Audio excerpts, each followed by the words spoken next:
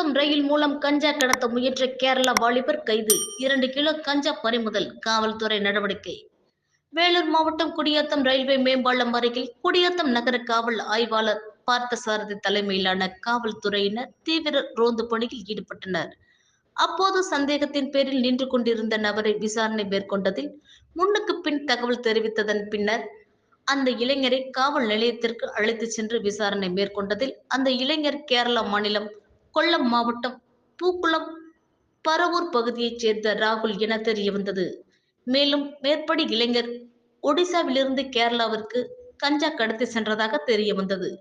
மேலும் ரயிலில் போலீசார் அதிரடி சோதனை மேற்கொள்வதாக தெரிய வந்ததைத் தொடர்ந்து அந்த இளைஞர் குடியாத்தம் சென்று பேருந்து மூலம் கேரளாவிற்கு செல்லலாம் என நினைத்து குடியாத்தம் டவுனுக்கு செல்ல ரயில்வே மேம்பாலம் சென்ற போது குடியாத்தம் டவுன் போலீசார் கைது செய்தனர் என இளைஞர் வாக்குமூலம் அளித்து உள்ளார். இதனைத் தொடர்ந்து அவனிடம் 2 கிலோ கஞ்சா பறிமுதல் செய்தனர்.